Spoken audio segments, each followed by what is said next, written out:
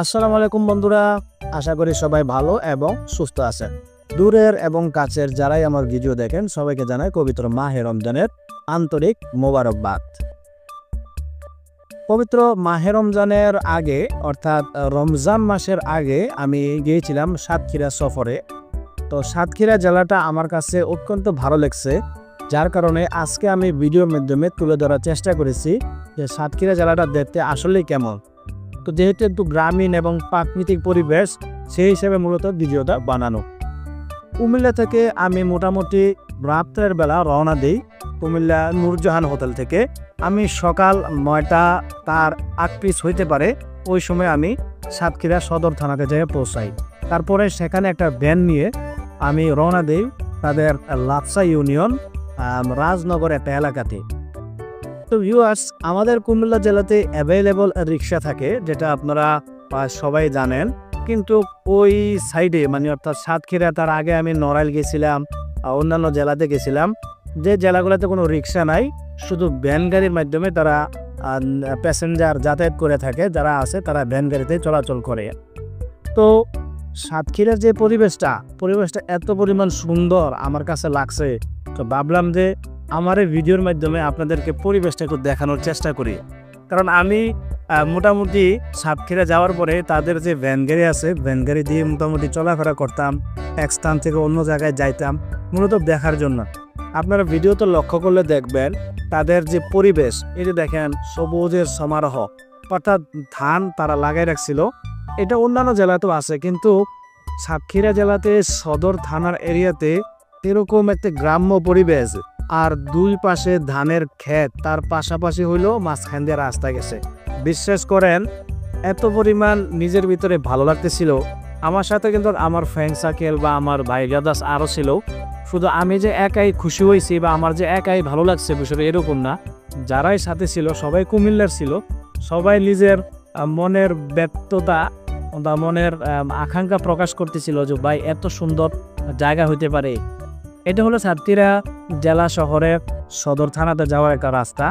এই যে আপনারা একটু আগে দেখলেন একটা সাতক্ষীরা এক্সপ্রেস, তার পাশাপাশি সুন্দরবন এক্সপ্রেস। এই গাড়িগুলো মূলত আপনারা যদি সাতক্ষীরা থেকে ঢাকা ভ্রমণ করেন অথবা ঢাকা থেকে সাতক্ষীরা আসতে চান, তাহলে আপনার এই গাড়িতেই ভ্রমণ করে যাতায়াত করতে হবে। এই যে মাস্টার ট্রাভেলস চালাতেছেন, এই পরিবহনগুলো মূলত ঢাকা থেকে সাতক্ষীরা যাতায়াত করার একমাত্র মাধ্যম। তাছাড়া যদি আপনি অন্যান্য জেলা থেকে, মনে করেন আমাদের চিটাগং বা কুমিল্লা এই সাইড থেকে যান, তাহলে আপনি অন্যান্য ব্যানারের গাড়ি পাবেন। আমি ভ্রমণ করেছিলাম ইগল পরিবহনের গাড়ির দ্বারা। এছাড়াও সৌদিয়া পরিবহনের গাড়ি আছে এবং অন্যান্য গাড়িও আছে, ইমাদ পরিবহন। আপনারা চাইলে এই বাসগুলোতে ভ্রমণ করতে পারেন। কিছুক্ষণ আগে দেখলেন যে বাজার একটা পরিবেশ, এটা ছোটোখাটো তাদের বাজার, আর তাদের সচরাচর এলাকাতে সপ্তাহে 2 দিন অথবা 3 দিন বাজার থাকে। এই বাজার থেকে সচরাচর সবাই বাজার করে থাকে। আর যদি আপনি কোনো কারণে বারের দিন বাজার করতে না পারেন, তাহলে কিন্তু বহুত বড় মিস্টেক হয়ে যাবে।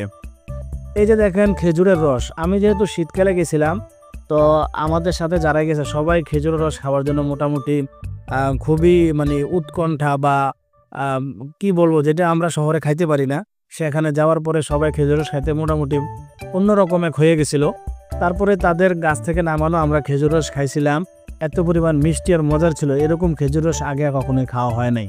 তো এই যে খেজুর রস দেখেন, এগুলো গাছ থেকে নামাইছে মাত্র, সকালবেলা ছিল, ভোরের সময়। তো সবাই নামাইছে, এখান থেকে আমরা কিনে নিছিলাম, তাদের থেকে কিনে খাইছিলাম।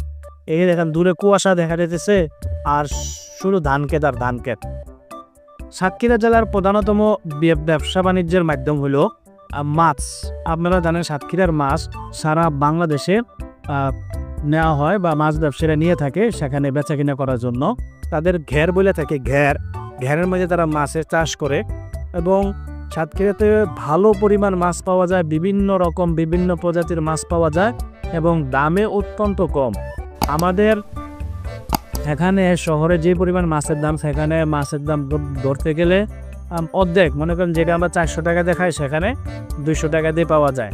তারপরে সাতক্ষীরার একটা কদমতলা একটা জায়গা আছে, সেখানে আমরা গেছিলাম। হলো এই যে জিলাপিটা দেখবেন, সেটা হলো ছানার জিলাপি, যেটা আমাদের এখানে নাই। ছানার জিলাপি দিয়ে তাদের যে পরোটা, তেলে ডুবানো যে পরোটা, ওই পরোটা খাওয়ার জন্য আমরা গেছিলাম সাতক্ষীরা সদর থানা কদমতলা একটা বাজার। এই যে দেখেন ছানার জিলাপি, তার পাশাপাশি তেজপাতা, এরকম ঢাইকা রাখছে। আসলে তাদের এই ছানার জিলাপি এত পরিমাণ মজা। আর এটা হলো রসগোল্লা। রসগোল্লা থেকে এতকার ছানার জিলাপি অস্থির এবং অসম, মানে বলার বাপির। সেখানে ছানা আলাদা বেচা হয়, বুরিন্দা বিক্রি করা হয়। যারা সকালবেলা নাস্তা খাইতে আসে তারা পরোটার সাথে ডাল ভাজি ছাড়া চাইলে জিলাপি দিয়ে খাইতে পারে, দই দিয়ে খাইতে পারে, ছানা দিয়ে খাইতে পারে, বুরিন্দা দিয়ে পরোটা খেতে পারে। আমি ওই এলাকাতে যতদিন ছিলাম আমি গেছিলাম শুধু ছানা দিয়া যে জিলাপি আছে জিলাপি দিয়ে পরোটা খাওয়ার জন্য, এত পরিমাণ মজা। আর তাদের বিভিন্ন রকমের মিষ্টি বাজারে পাওয়া যায়। আমাদের এখানের তুলনায় সেখানের মিষ্টির দাম অত্যন্ত কম এবং কোয়ালিটি মোটামুটি আলহামদুলিল্লাহ যথেষ্ট পরিমাণ ভালো। সেখানে শুধু সাদা কালো মিষ্টি ছাড়া না, বিভিন্ন রকম বিভিন্ন জাতের বিভিন্ন রকমের মিষ্টি পাওয়া যায়। ছানার মিষ্টি তারা বেশি বিক্রি করে দেখলাম, সেখানে দুধের দাম কম। আমাদের যে মিষ্টি বানানোর দুধ সেখানে আমাদের এখানে 90 থেকে 100 টাকা, সেখানে 50 টাকা করে অ্যাভেলেবেল দুধ পাওয়া যায়। তো ভিউয়ার্স, এই ছিল আমার মূলত আজকের ভিডিও। আমি মূলত চেষ্টা করছি ভিডিওর মাধ্যমে আপনাদেরকে একটা জিনিস বোঝানোর যে আসলে গ্রামীণ এলাকা এত সুন্দর, আপনার মন এমনিতেই মনে করেন ভালো হয়ে যাবে। কি সুন্দর যে পরিবেশ, আর কি সুন্দর হইতে পারে এলাকাটা। আমার নিজের কাছে এত পরিমাণ ভালো লাগছে, ভাবলাম আমার কাছে যেহেতু ভালো লাগছে, আমার যারা ভিউয়ার্স আছে, আমার যারা বন্ধু আছে আমার ভিডিও দেখে, আমিও তাদেরকে দেখানোর চেষ্টা করি যে সাতক্ষীরা জেলাটা কত সুন্দর। এই যে দেখতেছেন রাস্তার পাশে শুধু পানি আর পানি, এরকম তারা চাষের জন্য, মাছ চাষের জন্য এরকম তারা নদীর থেকে সংযোগস্থল তৈরি করে, তার পাশাপাশি আর ওই চাষের যে ক্ষেত আছে বা জমিন আছে এগুলোকে তারা পুকুরে রূপান্তরিত করে বেশ সাময়িক সময়ের জন্য। আবার ধানের মৌসুমে আসলে আবার তারা ধান চাষ করে, আবার মাছ চাষ করে, এভাবে তারা জীবিকা নির্বাহ করে থাকে। তো ভিউয়ার্স, আমার ভিডিও আজকে এই তো পর্যন্ত। সবাই ভালো থাকবেন, সুস্থ থাকবেন, আমার জন্য দোয়া করবেন, আমি আপনার জন্য দোয়া করি। আল্লাহ হাফেজ, আসসালামু আলাইকুম।